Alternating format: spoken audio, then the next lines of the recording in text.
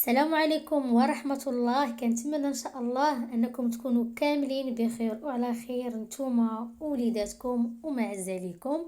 اليوم ان شاء الله في هذا الفيديو غادي نحضروا مع بعض واحد الكيك بالكريمه وبالشوكولا اللي كتجي رائعه بزاف. كنحتاجوا ليها هنا في المكونات. اول حاجه كنديروا واحد رشيشه ديال الملحه، كنضيفوا عليها 3 الحبات ديال البيض اللي الحجم ديالهم متوسط، كنديروا كاس ديال السنيده، نص كاس ديال الزيت. بطبيعه الحال ديما كنعبروا بكاس ديال العنبه.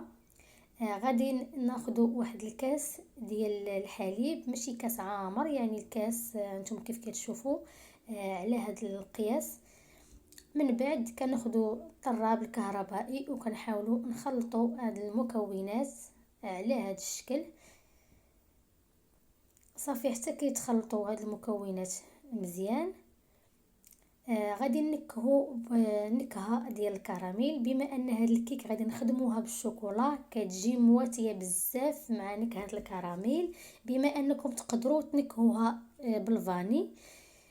صافي هنايا غادي ناخذ الدقيق اللي ديجا غربلته، غادي نعبر فيه كاس ونص ديال الدقيق. هانتوما كيف كتشوفوا الكاس الاول راه عامر وممسوح، ومن بعد غادي نضيف نص كاس، يعني هادو هما القياس ديال الدقيق اللي غادي نستعمل.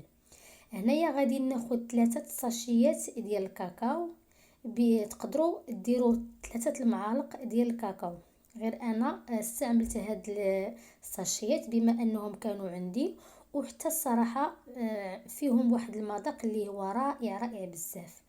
صافي هنايا غادي نخلط هاد المكونات حتى يتجانسوا مع بعضياتهم. بما انكم تقدروا تخدموا بالطراب اليدوي، صافي غير انا في الاول خدمت بهذا الطراب الكهربائي، صافي بقيت خدامه به. صافي غادي نجمع الجوانب ديال هذا الخليط على هذا الشكل، يعني غادي نخلط مزيان حتى كيتجانسوا ليا هاد المكونات مع بعضياتهم. ومن هنايا غادي نضيف واحد الساشيه ديال الخميره.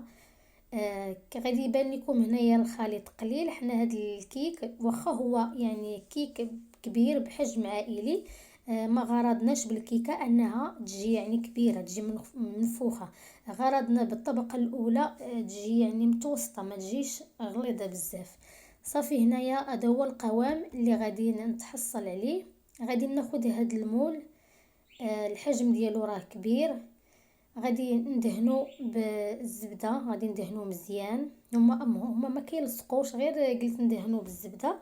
نحاول ندهن القاع ديالو والجوانب مزيان، وغادي ناخذ واحد شويه ديال الكاكاو. كيف قلت لكم هاد المولات ديال الزاج راه معروفين ما كيلصقوش، ولكني غير تفاديا الله اعلم قلت ندهنو ونرشو بالكاكاو على هذا الشكل. صافي غادي ناخذ الخليط ديالي وغادي نفرغه في المول على هذا الشكل. كيبان لكم الخليط بحال الا جاري، مي هو داك هو القوام ديالو، يعني ملي غادي يطيب كيجي رائع، كيجي القوام ديالو بحال الشكل ديال الجينواز.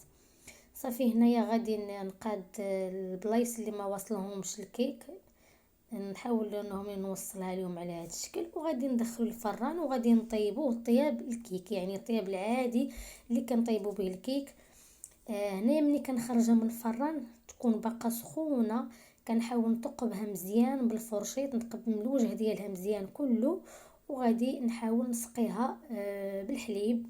الحليب اللي يكون بارد، الكيكه غادي تكون سخونه والحليب يكون بارد هكا باش تشرب لينا هذاك الحليب وتجي رطبه من الداخل. مهم تقريبا درت ليها واحد الكاس ديال الحليب. داك الكاس كيوزن بقياس كاس العنبه، كيوزن كاس ونص. هنايا عندي واحد الخنيشه ديال كريمه ديال الشانتيي، بودره كريمه ديال الشانتيي. غادي نضيف ليها كاس ديال الماء، كيف كيبان لكم ماء متلج، يعني باقي بالثلج ديالو مكلاصي. ضفتو عليه هذيك الساشيه، وغادي نحاول نطرب الكريمه ديالي على هذا الشكل. يعني تقدروا تطلعوها بالحليب او لا تطلعوها بالماء، مي هي بحال سواء طلعتوها بالحليب سواء طلعتوها بالماء، يعني نفس النتيجه ونفس المذاق. غادي نطلعها يعني غير شويه، ما غاديش نطربها مزيان حتى تطلع، غادي غير نطربها شويه وغادي نحبس. هنايا غادي ناخذ واحد 2 معالق كيف كنقولوا ديما، اولا 2 ساشيات ديال الكاكاو. غادي نضيف لهم تقريبا واحد 4 كاس ديال الماء. الجهد اللي غادي يخلط ليا هاد الكاكاو هذا على هاد الشكل. نحاول نخلطوه مزيان. ملي غادي نبغي نخلطو غادي نخلطوه مزيان حتى نحسو بهداك الكاكاو يعني تخلط مزيان، ما نخليوش فيه شي حبيبات ولا شي حاجه. صافي مباشره كنضيفوه فوق هذيك الكريمه، وعاده باش غادي نحاول نطربو ونطلع الكريمه ديالي على هذا الشكل. هاد الطريقه كتجي رائعه بزاف، احسن من انكم تضيفوا مثلا الكاكاو تضيفوه مباشره على الكريمه. بهاد الطريقه يعني كتفاداو ان يبقى داك الكويرات ديال الكاكاو في الكريمه. صافي غادي نطربها مزيان حتى كنحسوا بالكريمه ديالنا على هذا الشكل، يعني وقفات وبقات شاده في الراس ديال الطراب. وغادي نضيفوها كطبقه ثانيه فوق الكيك بعد ما داك الكيكه شربت داك الحليب كامل يعني. وكتجي رائعه رائعه بزاف، كتجي رطبه وكتجي معلكه من الداخل، كتجي حسن من الجينواز، كتجي فيها واحد المذاق كيف كتعرفوا يعني نكهتها بالنكهه ديال الكراميل ومع الشوكولا كتجي زوينه. حتى هاد الكريمه جات رائعه بالمذاق ديال الشوكولا. صافي حاولت انني نقاد ديك الكريمه نجيبها متساويه يعني تجيني كلها فورمه وحده، ونجيبو كشي حاجه باش اننا نقادو الواجهه ديال هاد الكيكه، نقادوها مزيان باش تجينا مقاده من نبغيو نديرو فيها الطبقه الثالثه. هنا ضروري في هاد المرحله كندخلو الكيك ديالنا للمجمد. في هاد المرحله غادي ندوز باش نصايب الكلاصاج اللي غادي نضيفو كطبقه ثالثه. هنا درت نص كاس ديال السنيده، نص كاس ديال الحليب، وغادي ندير نص كاس ديال الزيت، بما انكم تقدروا ديروا كاس من كل شيء. بحالي انا يعني كانت عندي الكيكه كبيره يعني كان عليا ندير كاس من هاد المكونات هذه. ضفت 3 المعالق ديال الكاكاو. الا كانت المعالق صغار شويه ديروا 3، كانوا كبار ديروا غير 2 معالق ديال الكاكاو. غادي نخلطوا هاد المكونات مزيان على البارد عاده باش كنحطوهم فوق النار مع التحريك المستمر، ونبقاو نحركوا فيهم ونخليهم حتى يغلى على هذا الشكل، يعني حتى يغلى الغليه الاولى والثانيه، ونبقاو كنطربوا فيه.